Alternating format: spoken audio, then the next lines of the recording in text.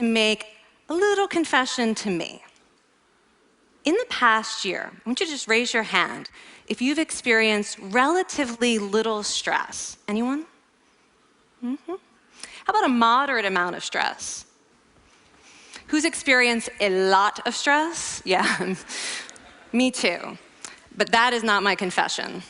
My confession is this: I'm a health psychologist, and my mission is to help people be happier and healthier. But I fear that something I've been teaching for the last 10 years is doing more harm than good, and it has to do with stress. For years, I've been telling people stress makes you sick. It increases the risk of everything from the common cold to cardiovascular disease. Basically, I've turned stress into the enemy. But I've changed my mind about stress, and today, I want to change yours. Let me start with the study that made me rethink my whole approach to stress. This study tracked 30,000 adults in the United States for 8 years, and they started by asking people, how much stress have you experienced in the last year? They also asked, do you believe that stress is harmful for your health? And then they used public death records to find out who died. Okay. Some bad news first. People who experienced a lot of stress in the previous year had a 43% increased risk of dying. But that was only true for the people who also believed that stress is harmful for your health. People who experienced a lot of stress but did not view stress as harmful were no more likely to die. In fact, they had the lowest risk of dying of anyone in the study, including people who had relatively little stress. Now, the researchers estimated that over the 8 years they were tracking deaths, 182,000 Americans died prematurely, not from stress, but from the belief that stress is bad for you.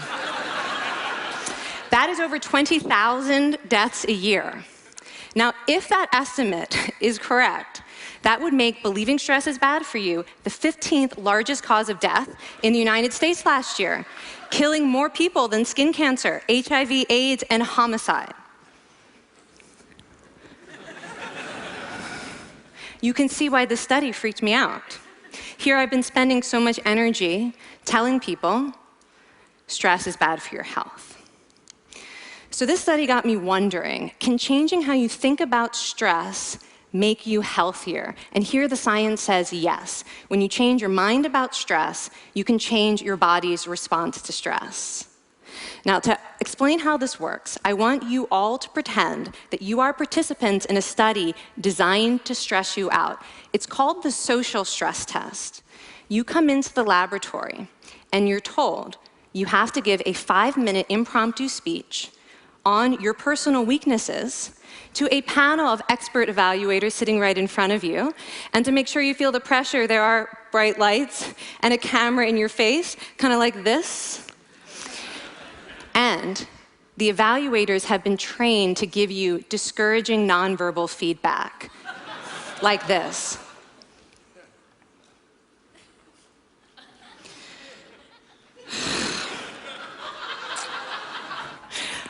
Now that you're sufficiently demoralized, time for part 2, a math test. And unbeknownst to you, the experimenter has been trained to harass you during it. Now, we're going to all do this together. It's going to be fun. For me. Okay. I want you all to count backwards from 996 in increments of 7. You're going to do this out loud as fast as you can, starting with 996. Go. Go faster. Faster, please. You're going too slow. Stop, stop, stop, stop. That guy made a mistake. We're going to have to start all over again. You're not very good at this, are you? Okay, so you get the idea. Now, if you were actually in this study, you'd probably be a little stressed out. Your heart might be pounding, you might be breathing faster, maybe breaking out into a sweat. And normally, we interpret these physical changes as anxiety or signs that we aren't coping very well with the pressure. But what if you viewed them instead as signs that your body was energized, was preparing you to meet this challenge? Now, that is exactly what participants were told in a study conducted at Harvard University.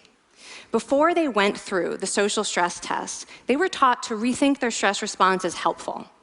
That pounding heart is preparing you for action. If you're breathing faster, it's no problem. It's getting more oxygen to your brain. And participants who learned to view the stress response as helpful for their performance, well, they were less stressed out, less anxious, more confident. But the most fascinating finding to me was how their physical stress response changed. Now, in a typical stress response, your heart rate goes up and your blood vessels constrict like this. And this is one of the reasons that chronic stress is sometimes associated with cardiovascular disease. It's not really healthy to be in this state all the time. But in the study, when participants viewed their stress response as helpful, their blood vessels stayed relaxed like this. Their heart was still pounding, but this is a much healthier cardiovascular profile. It actually looks a lot like what happens in moments of joy and courage. Over a lifetime of stressful experiences, this one biological change could be the difference between a stress-induced heart attack at age 50 and living well into your 90s. And this is really what the new science of stress reveals, that how you think about stress matters. So my goal as a health psychologist has changed. I no longer want to get rid of your stress. I want to make you better at stress. And we just did a little intervention.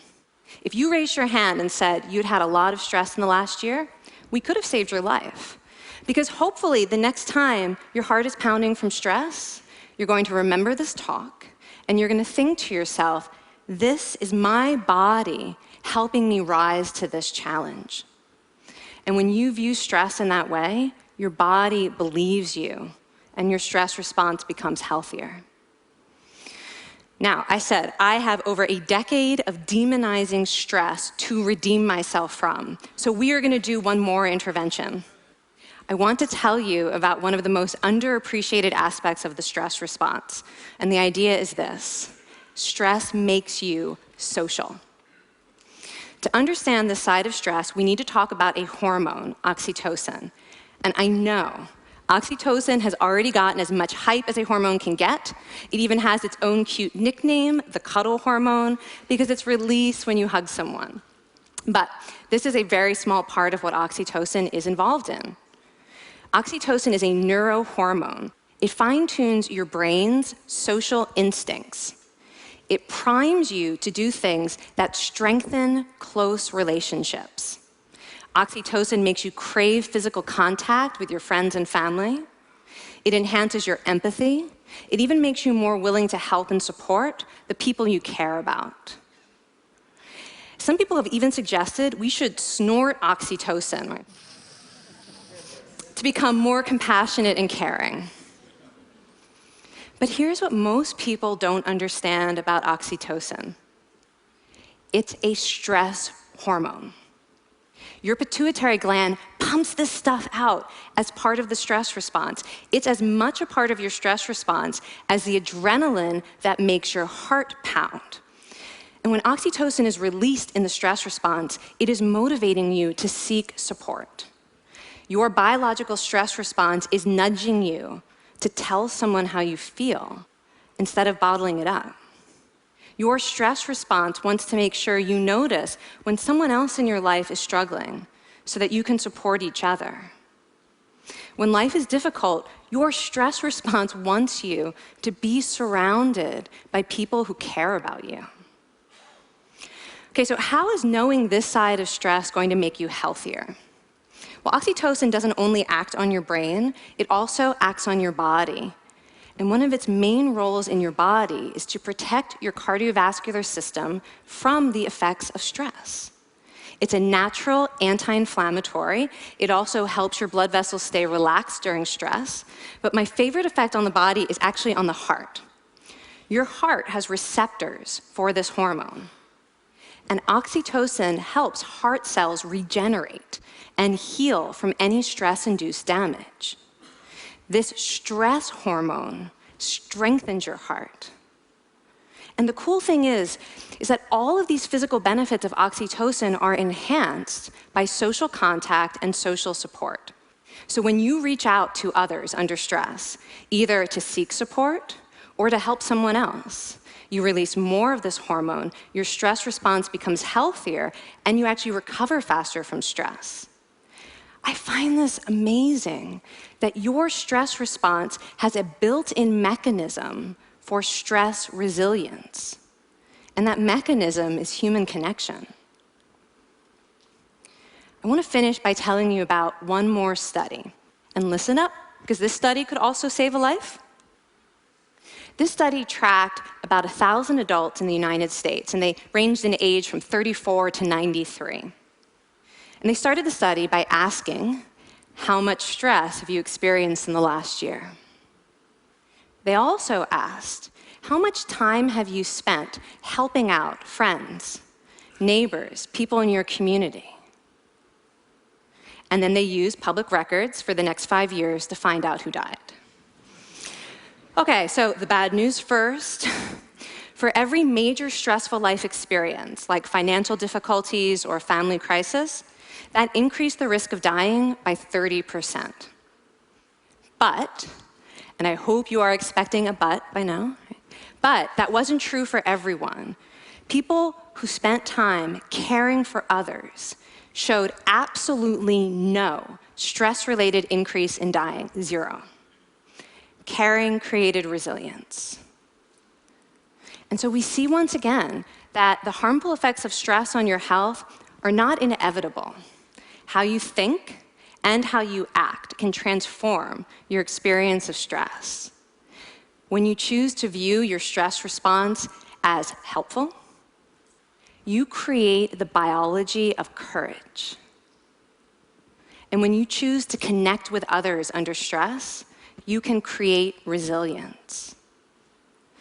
Now, I wouldn't necessarily ask for more stressful experiences in my life, but this science has given me a whole new appreciation for stress. Stress gives us access to our hearts. The compassionate heart that finds joy and meaning in connecting with others. And yes, your pounding physical heart working so hard to give you strength and energy. And when you choose to view stress in this way, you're not just getting better at stress, you're actually making a pretty profound statement. You're saying that you can trust yourself to handle life's challenges. And you're remembering that you don't have to face them alone.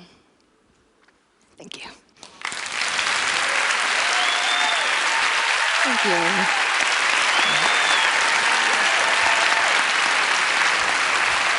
I mean, this is kind of amazing what you're telling us. It seems amazing to me that a belief about stress can make so much difference to someone's life expectancy. How would that extend to advice? Like if someone's making a lifestyle choice between, say, a stressful job and a non-stressful job, does it matter that which way they go, that it's equally wise to go for the stressful job so long as you believe that you can handle it in some sense? Yeah, and one thing we know for certain is that chasing meaning is better for your health than trying to avoid discomfort. And so I would say that's really the best way to make decisions, is go after what it is that creates meaning in your life, and then trust yourself to handle the stress that follows. Thank you so much, Kelly. Thank you. It's really cool.